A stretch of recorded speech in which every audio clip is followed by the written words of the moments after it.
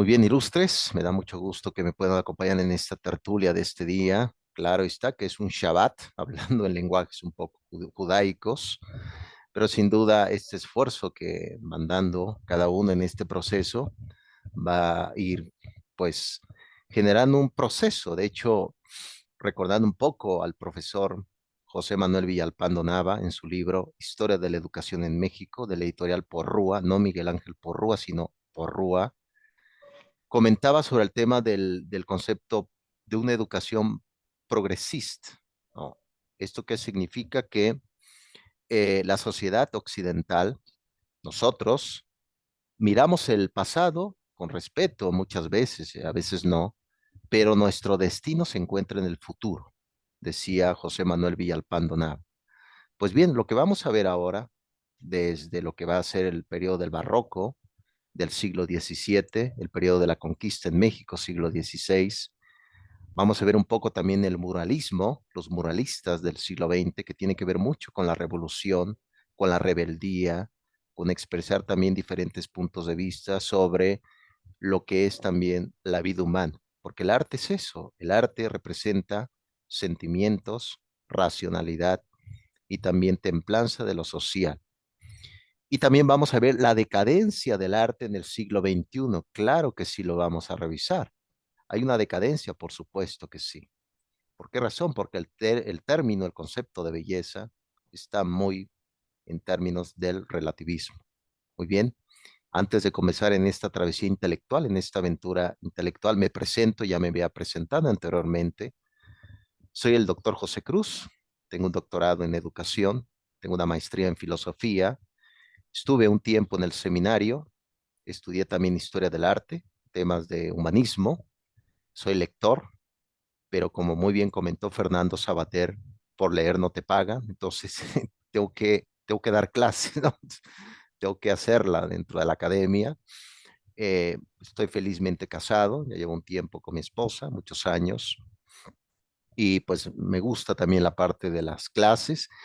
Y esta clase, curiosamente, apenas me dieron la oportunidad de estar con ustedes. Por lo tanto, quisiera escucharlos, Andy, eh, si ya llevaban esta materia antes o apenas la van a llevar. ¿Qué pasó con esa historia, Sandy? Bienvenida, te presentas, por favor.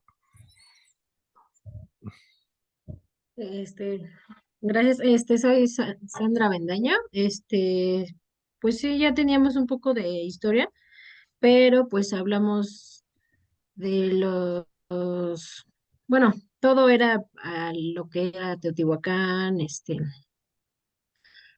todas esas culturas, ¿no? Con las que iniciamos el cuatrimestre pasado, pero pues ahorita yo creo que ya es más adelante, ¿no? Todo lo que continuamos con la historia, pero ya desde otro, más adelante, pues. Este, pues creo que nada más me preguntó sobre. Sí, por ejemplo, Sandy, ¿de dónde eres? ¿Cuál es tu iniciativa? ¿Qué carrera estás estudiando? ¿Qué esperas de esta materia? Etcétera, etcétera. Ok, pues soy docente, enseño, bueno, estudié en la Escuela de Iniciación Artística de Bellas Artes, Oh, doy excelente. clases de música, pues ya tengo más de 8 años impartiendo clases en nivel preescolar y primaria. También, pues por parte de la pandemia, tuve que dar clases particulares, ahora sí que se cerraron escuelas y demás. Tuve que iniciar de esa forma, nunca lo había hecho y me ha gustado mucho. No había aventado a realizar clases particulares, pero desde ese entonces, pues estoy dando clases particulares en mis tiempos libres.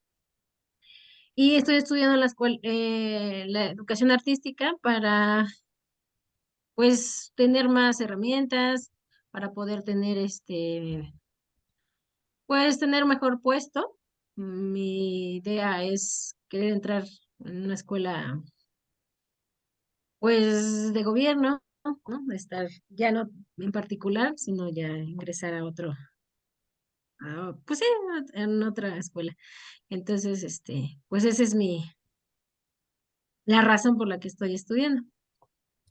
Sí, en efecto, ilustre Sandy, más que sustancioso el término que describes, fíjate que hay un término, Sandy, en griego, que de ahí viene una palabra muy interesante de algo que no se tiene, pero se busca.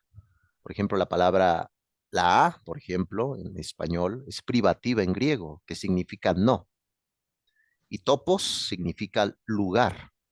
Por lo tanto, de ahí viene la palabra que significa utopía, algo que no existe, pero es algo que se puede realizar. Por ejemplo, tu carrera es una utopía en este momento, pero bueno, es parte de tu caminar y me da gusto porque prácticamente tienes ya este tipo de educación ya general de la parte del arte. Sin duda es necesario en las escuelas, porque lo que se pretende en una institución educativa es que no salgan robots, sino salgan humanos, humanos concretos, un Pepe, una María, etcétera, humanos concretos que puedan diferenciar lo que es bueno y qué malo, o lo que es malo, que eso es el gran conflicto de este tiempo contemporáneo con el llamado progresismo, que ahí se los voy a ir explicando porque también tiene un impacto negativo en el arte, que a veces va ocasionando también diferentes conflictos. ¿No? No todo es arte, eso es importante que no lo pierdan de vista, no todo es arte. Vamos a ver precisamente qué es arte y por ahí vamos a ir caminando, Sandy. Esta materia que vamos a llevar el día de hoy, ¿ya la habían llevado con otro docente? ¿Qué pasó, Sandy? Si me explicas, por favor, ese punto. Sí, bueno, como le decía, ya nos habían enseñado como que la primera parte, la primera etapa, no sé, era historia del arte de México, pues uno, supongo, porque no tenía número, nada más, decía así. Sí. Pero, sí, teníamos un maestro, la verdad, pues era muy bueno. Pero, bueno, ya nos habían dicho que sí íbamos a tener ese maestro, pero pues, creo que esta semana fue que nos mandaron nuevos horarios, los horarios, perdón, y nos dimos cuenta que ya no iba a estar el maestro. Espero cubrir esas expectativas, Sandy, en esta aventura del conocimiento. Gracias por esta descripción. Es bueno hacer este pequeño diagnóstico para saber dónde estamos parados. Claro está que vieron lo que era el periodo preclásico en México, el periodo clásico y el periodo posclásico, cómo se divide la historia del mundo antiguo en México. Hay un libro de un profesor, de hecho, fue de origen alemán, llega en la época del cisma que hubo a partir de 1939 en Alemania, donde curiosamente se quemaron obras de arte. Todo lo que no entraba dentro del nazismo fue quemado y uno de estos pensadores llegó a México llamado Juan Brom. El profesor Juan Brom es un experto en arte, también en historia, y tiene un libro que se llama Esbozo de Historia de México.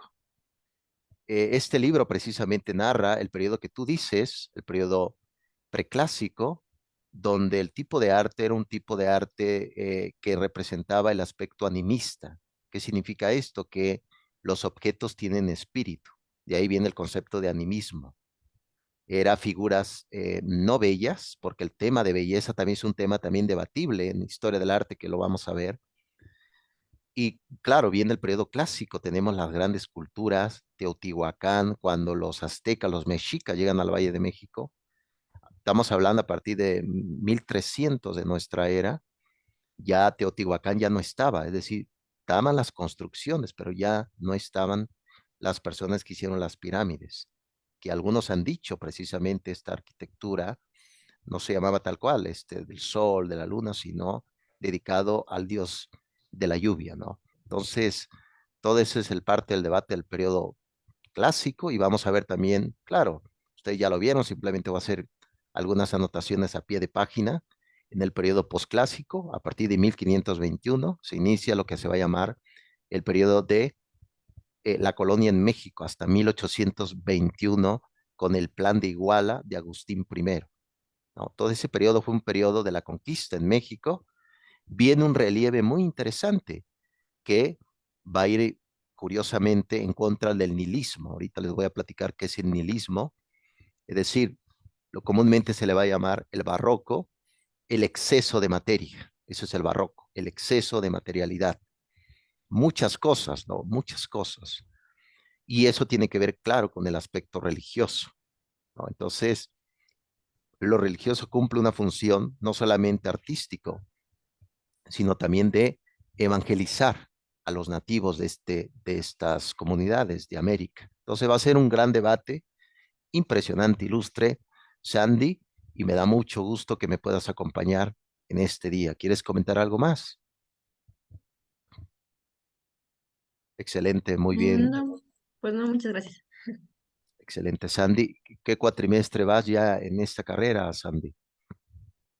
Quinto, Quinto ya. Ya son ya, adultos, ya han dejado la mayoría de edad, ya no son niños.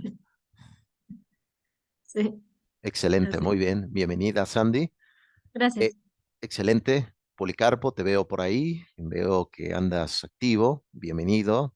¿Qué esperas de esta materia? Etcétera, etcétera. Pues buenos días, maestro. Lo que espero es Buenos días. seguir adentrándome en la forma que esto se expresa, pues es todo una erudición y un gusto escucharle. Todos esos puntos que usted toca son los que son de muy interés para mí y pues aquí estoy muy atento y a la orden y pues es lo que tengo que comentarle, maestro. Gracias. Aprecio tus palabras, ilustre, sin duda alguna, tomando precisamente un poco la postura del constructivismo de Piaget, que dice que el alumno no es copia de la realidad, sino es construcción personal. Yo creo que en esta materia se va a tratar de que cada uno construya su punto de vista y también que adquiera la apreciación de la belleza, recordando muy bien que el término de belleza no proviene solamente de la parte exterior. El término de belleza es un término ya estudiado por el mundo griego, inclusive, por ejemplo, los griegos, en especial Platón, Aristóteles, consideraban que entre una persona, entre más bella era físicamente, era más inteligente. Y ese tipo de concepción ha venido construyéndose a lo largo del periodo de la Ilustración, que la vamos a ver, el periodo del Renacimiento, el periodo de lo que va a ser el Barroco, claro está, siglo XVII, el periodo del muralismo en México, el periodo del cubismo, etcétera, etcétera. Toda esa concepción se ha venido manifestando, pero por eso es que en este tiempo nos llevamos también grandes equivocaciones, porque hay personas que sí son bellas, en efecto, hablando este término occidental, pero dentro de su interioridad hay un gran vacío y eso no contribuye precisamente a manifestar ciertas directrices. Entonces el término de belleza es un término también debatido a lo largo de la historia. Hoy vamos a ver un libro de un pensador llamado Hegel que tiene un libro que se llama Lecciones sobre Estética. Lecciones sobre estética, precisamente lo vamos a analizar. Hoy vamos a ver también, vamos a ir ahondando poco a poco la materia.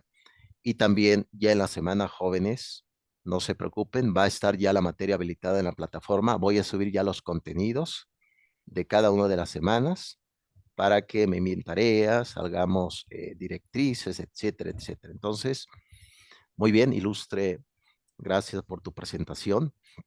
Gracias. Ilustre Rivas, espero que puedas hablar ahí en el automóvil. ¿Cómo has estado? Hola, profesor, buenos días. Primero que nada, una disculpa que me conecté un poco tarde. Pensé que teníamos receso, Sí, unos minutitos, pero bueno, una disculpa. Eh, bueno, agregando a lo de mis compañeros y a lo que he estado escuchando, eh, estoy ansiosa de continuar con usted, pues esta materia, ¿no? Porque como comentó Sandy, si hemos, digo, no, cada quien tiene su manera de enseñar, su forma de impartir su clase, de transmitir el conocimiento, ¿no? Y de todos aprendemos, de todos aprendemos, todos aprendemos. Y sin duda vamos a aprender mucho de usted porque hemos aprendido mucho de de los anteriores profesores en cuanto a lo que es la historia del arte, el profesor que teníamos anteriormente, la profesora también una que tuvimos, no el cuatrimestre pasado, sino el anterior, que la tuvimos casi por un año, también muy, muy buena. Me hizo recordar ahorita que estaba hablando sobre el barroco, eh, toda esa época, ¿no? Del romanticismo, todas esas etapas del arte por las que ha pasado el arte. Y bueno, estoy ansiosa por conocer su perspectiva y su manera de enseñar estos temas que sin duda son interesantes y y que en un principio, pues la verdad, le voy a ser sincera, mis compañeros lo saben, que yo entré a a esta carrera solo por llenar, por hobby realmente, porque me gusta hacer cosas de arte, ¿no? Pero conforme fui estudiando, me ha estado gustando, o sea, ya le encuentro, me ha estado apasionando, ¿no? El conocimiento, la historia, el saber de dónde, los contextos y todo eso. Entonces, pues un gusto tenerlo con nosotros y bueno, ansiosa de seguir aprendiendo. Aprecio ilustre tu punto de vista. Veo que vas haciendo un peripatos. Esa palabra significa en griego paseo, peripatéticos. A los alumnos les decían en el mundo, en la escuela de Aristóteles, le decían los peripatéticos, porque aprendían caminando, aprendían moviéndose. Me parece que vas haciendo un peripatético, aprendiendo caminando. Muy bien, bienvenida, ilustre. Espero Gracias, realmente, sí, gracias a ti. Espero que esta travesía sea una travesía también de descubrimiento de lo que es México, ¿no? Una ya. parte, inclusive, por ahí hay un autor argentino, lamentablemente recibió un atentado a partir de los años 70 en su casa en Argentina. Este hombre llegó a México y ahorita pues es llamado el Hegel de Azcapotzalco. Este hombre se llama Enrique Dussel, es un filósofo mexicano, teólogo también, estudió en Francia, Enrique Dussel, y él tiene precisamente un concepto un concepto que se ha venido metiendo en el término educativo y sobre todo en el término del arte, que se llama eurocentrismo. Eurocentrismo, así se le llama, eurocentrismo. ¿Qué significa esto? Que, por ejemplo, aquí en México no hubo Edad Media, hablando del punto de vista, por ejemplo, barroco, aquí en México como tal no hubo un barroco, eso surgió allá en el mundo anglosajón, en Inglaterra, en Francia, etcétera, etcétera. Como tal, aquí en México no hubo esos procesos que se cuenta desde el punto de vista de Europa.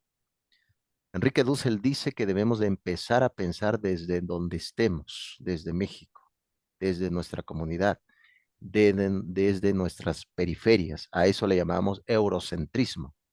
Lo toma mucho, claro está, él tiene por ahí varios libros, Filosofía de la Liberación, Ética de la Liberación, etcétera, etcétera, ¿no? Entonces, va de la mano con el otro autor, un jesuita poco rebelde, eh, bueno, llamado José Porfirio Miranda. Yo conocí a uno de sus discípulos, de hecho, su discípulo de este gigante, tuve la oportunidad que me diera clase a mí en la universidad, cuando en esos tiempos de juventud, ¿no? Un poco en la época de juventud, etcétera. Porfirio Miranda hablaba también sobre el concepto de apelo a la razón, entonces era sin fin de cosas, ¿no? Entonces, en ese libro que se llama Apelo a la razón.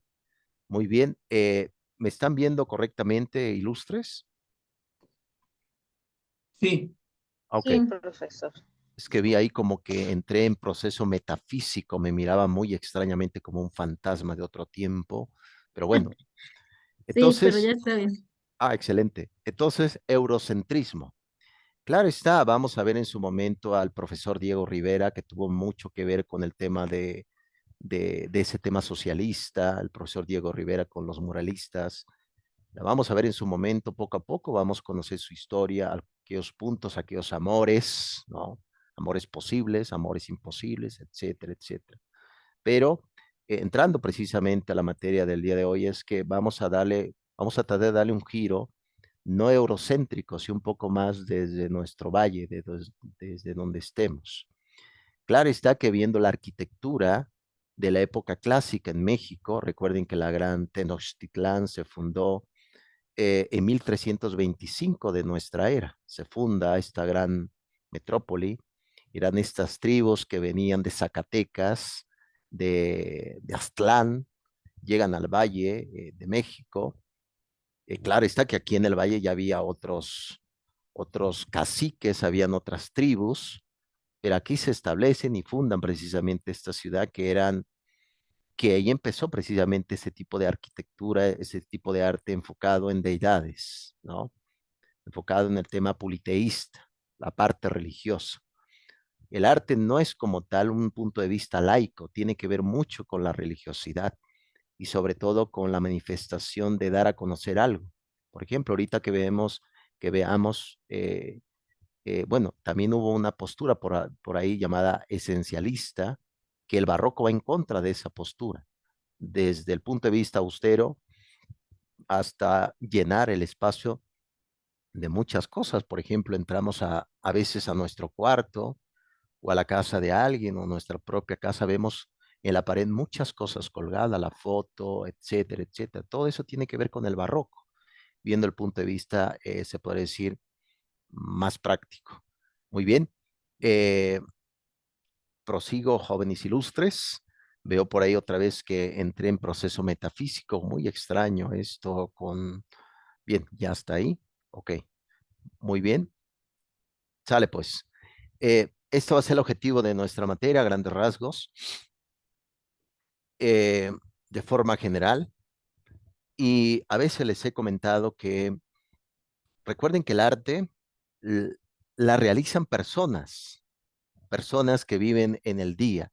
El arte no define a la persona, sino a la persona define el arte, porque el arte es la manifestación del espíritu.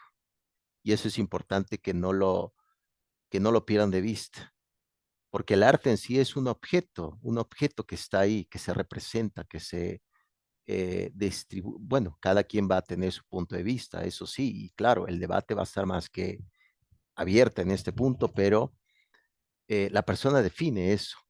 Claro está que en su momento, inclusive yo hace poco, bueno, ya tiene ya unos meses, leí la obra de Vincent Van Gogh, su historia, este hombre que vivió pobremente, su hermano pues lo apoyaba económicamente y ahorita vemos que sus cuadros de girasoles o Noche Estrellada se venden millones y este hombre padeció una tristeza tremenda. Por ahí estaba enamorada, de ahí viene el mito que le cortaron la oreja en un burdel, etcétera, etcétera. Muchas historias, pero al final de cuentas, les digo que también el término emocional, el término también de la psique se manifiesta a través de cada uno de estos trazos de lo que va a estar en el mundo artístico. Por lo tanto, el hombre define el concepto del arte. Y el arte no surgió como una revelación divina, surgió a través de una construcción en tratar de plasmar una historia. El arte también es historia vivida y expresada. Por lo tanto, aquí van a ver ilustres. Lo que se va a tratar del objetivo, claro está, es un objetivo ambicioso, pero deduzco que nos puede dar también pautas para que podamos comprender esta travesía. Bien, la ventaja de todo esto, jóvenes, es que viendo el calendario, ahorita les voy a poner nuestro horario, ahorita me parece que ya tienen un receso después de esta clase porque vienen ya cansados. Por lo tanto, por ahí un buen café, hasta se pueden dormir un ratito, puede ayudar también para que pues se aclare también las ideas. Comprendo muy bien esto. Muy bien, ese es el objetivo, jóvenes. Eh, Prosigo. Este va a ser la rúbrica de cómo los voy a evaluar a lo largo de esta travesía. Le vamos a poner mayor énfasis en el trabajo de investigación. Por ahí me van a entregar, yo soy más en el aspecto, como les había dicho, un poco más de cognitivismo social, es decir, interactuar entre ustedes, y también el punto de vista del constructivismo. Por lo tanto, les voy a dejar por ahí algunos videos, algunos organizadores gráficos, podcasts, periódicos digitales, etcétera, etcétera, para que vayan manifestando el término de las lecturas por el cual vamos a ir organizando las ideas. Trabajo de investigación, la evaluación, un 20%. Claro que la evaluación en este momento va a ser totalmente sumativa, pero también formativa. Les voy a dar su retroalimentación en su momento para que puedan ir mejorando, porque se trata de eso. Recuerden que el objetivo de la educación, ¿cuál es el objetivo último de la educación? Corregir defectos. Ese es el objetivo de la educación. Todo aquel que entra a una escuela lleva defectos. Claro que sí. Todos llevamos defectos, todos tenemos defectos. La educación, ¿de qué se encarga? De que esos defectos ya no estén y proporcionar virtudes. Claro está. Muy bien, eso va a ser la evaluación. Asistencia y participación un 30%. En dado caso, si alguien diga, oye, profesor, no puedo estar, surgió dificultades, sin ningún problema, me avisan con tiempo y para que esta parte ya esté más que completada. ¿Tienen alguna pregunta ilustre sobre este punto? No. Ok, muy bien, ilustre. No, profesor. Ok, No, perfecto. Lo que sí estoy percibiendo, jóvenes ilustres, que son alumnos muy serios, demasiado serios. Yo creo que ha de ser por la estructura artística, no lo sé, pero son muy serios. Pero bueno, es parte también de este seguimiento, ¿no? ¿Pero a qué Que se refiere con serios? ¿En qué sentido? me refiero de que se ven se mantienen prácticamente un poco estoicos, es decir, no veo tanta sonrisa, a eso me refiero, pues. Ah, no, muy, Entonces, no, nos no, vamos a ir vamos, soltando. Ya. Ándale, sí, exacto, nos vamos a ir agarrando confianza. excelente. Ya bueno, se revele, ¿no? Ya no sean tan Ya alegres. al revés. Sí, no sean serios, por favor. No, Muy no, bien, estamos escuchando, pero vamos bien, Sí, profe, exacto. vamos bien. excelente, excelente, muy bien. Sale pues, recuerden, jóvenes ilustres, que esta plataforma nada más tenemos 40 minutos de acción. Vamos a entrar con la misma liga, ahorita que termine nuestro tiempo, vamos a entrar con la misma liga que les envié, con esa va a ser la que siempre vamos a entrar. Entonces, ahorita que nos falte antes de terminar, salimos y volvemos a entrar para ir viendo nuestra clase. Muy bien, aquí como pueden ver, aquí está el horario. Vamos a terminar, pues ya nos queda poco tiempo, se dan cuenta. Se dan, ¿cómo se va el tiempo, no? Algunos han dicho que el tiempo no existe, pero es algo que es totalmente muy empírico, ¿no? Muy de experiencia. Muy bien. Entonces, eso es lo que vamos a ir viendo. Aquí está el horario y pues vamos a terminar, como pueden observar ahí, hasta el 15 de abril nuestra materia. Entonces, para mí siempre es un honor. Claro está que, así como ustedes, doy clases. Ahorita estoy dando clases también a nivel doctorado, tengo grupos de doctorado, doy clases a nivel maestría. Y claro, es un honor también estar aquí con personas muy inteligentes, sin duda alguna, y sobre todo parte de ese cuestionamiento va a ser ir dando las ideas con pautas. Y claro, quiero poner un apartado en este temario de historia del arte. Me gustaría ver la decadencia del arte en el mundo contemporáneo. Eso es necesario que la observemos, porque hay una decadencia tremenda. Y la vamos a ver, porque, eh, como les he comentado, no todo es arte, así como no todo es política, pero es importante también ver realmente qué tiene que ver el arte con la belleza o con los sentimientos. Ahorita la vamos a ver. Muy bien, aquí ya está lo que es el calendario de actividades. Muy bien, vamos ya con el primer tema de ahora que llega a este nivel, a este proceso, y para ir generando reflexiones, debates. Yo, en mi punto de vista filosófico, siempre me mantengo neutral, respetando, claro está, diferentes creencias, sentimientos, etcétera. Y bien, vamos a entrar a partir ya del siglo XVI. Como les había platicado, a partir del 12 de octubre, a las 2 de la mañana, como muy bien lo describe el libro Historia de México, del Colegios de México, valga la expresión, a las 2 de la mañana del 12 de octubre de 1492, el vigía de uno de los barcos españoles gritaba terra, terra, como se dice en latín, terra, terra, tierra a la vista. Habían encontrado precisamente allá por las islas de San Salvador nuevas comarcas y resulta que no eran las Indias, era otro lugar desconocido, pero conocido a la vez. Llegan ahí, se establecen y si le echamos un vistazo, por ejemplo, a esas regiones, había ciertas concepciones, pero recuerden que el tipo de arte que se realizaba es un tipo de arte más de construcciones de figuras, de construcciones de representaciones humanas. Recuerden que a partir del siglo XVI, al igual que en periodos distintos, el primer arte que surgió en el arte primitivo fue la construcción de figuras representando a deidades. Eran figuras de barro por el cual se representaba el tipo de descripción de cómo uno pretendía que interpretara la propia realidad. Y curiosamente, si uno hace una analogía, por ejemplo, de ese arte en esas islas de América Latina, eran artes de figuras representando a las deidades. Por ejemplo, hay una figura en el mundo romano que se asocia con Gaia, la diosa bueno, la diosa del mundo, la diosa de la tierra, que es una mujer grande y con grandes senos, ¿no? Representa precisamente la fertilidad. Y ahí precisamente cuando llegan en esas islas, había representaciones no artísticas, sino amorfas, pero representaba un tipo de deidad.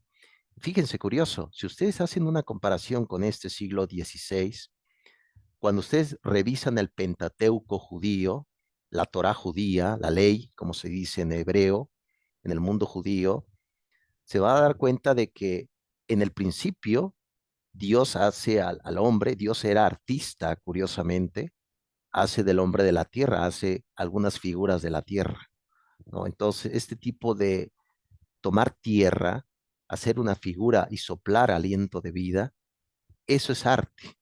Me parece que para el Dios del mundo judío, Dios es principalmente un artista, ¿no? Entonces se establece, los españoles ahí empiezan ya el tema de la conquista. Claro está que Hernán Cortés no llega a la gran ciudad, la ciudad del único mundo, como se le decía, la ciudad del único mundo. Le llega noticias precisamente y Hernán Cortés llega aquí precisamente a partir de 1519, llega por las islas ahí del sur, llega ahí por Tabasco, desembarca con una comitiva, traía pocos militares, eran pocos soldados, traían armaduras muy, muy pesadas, caballos, venían en barcos, llegan en 1519 y ahí se encuentra con otro tipo de arte, otro tipo de arquitectura, ya construcciones hechas, pero recuerden, las pirámides en el mundo prehispánico no tiene, es muy diferente a esas pirámides del mundo de Egipto. Por ejemplo, las pirámides del mundo de Egipto se remonta tiempos más atrás, haciendo una analogía para que vayan viendo cómo está la cosa en este punto. Las pirámides, por ejemplo, en el mundo de Egipto, se remonta más allá del siglo de lo que es el año 2000 antes de Cristo. Claro está que la construyeron esclavos. Esclavos construyeron esas pirámides. Pero las pirámides en el mundo de Egipto eran tumbas. Esa era la característica, eran tumbas. Y aquí, por ejemplo, en el mundo prehispánico era un centro de poder, un centro de sacrificios, un centro de contactar a las deidades del mundo, ¿no? En especial, por ejemplo, Kukulcán, que era para el mundo maya, para el mundo del centro de México, Quetzalcóatl, era el mismo, este dios, ¿no? Que llega, que les enseña el arte, etcétera, etcétera. Sobre todo la arquitectura. Entonces llega Hernán Cortés en 1519 y pues aquí se encuentra con este tipo de relieve, Moctezuma, etcétera, etcétera, y pues hay un encuentro precisamente de culturas y pues aquí había prácticamente una arquitectura tremenda, había procesos también de sacrificios ya muy avanzados, porque recuerden esto que por ahí vamos a ver un libro que tengo por acá que se llama El sacrificio en el mundo azteca. Vamos a ver que, recuerden que el sol se movía, según la cosmología azteca, a través de la sangre. La sangre era ese combustible por el cual se movía el sol. Por lo tanto, si no había sacrificios, ya no regresaba del mundo de las tinieblas. Por lo tanto, el sacrificio era de vital importancia en el mundo de los mexicas, en la época precisamente de Moctezuma II. Muy bien. ¿Qué les parece, ilustres estudiantes, si eh, volvemos, salimos y volvemos a entrar con la misma liga? ¿Qué les parece? ¿Entendido? Excelente, muy bien. Muy bien. Va, profesor.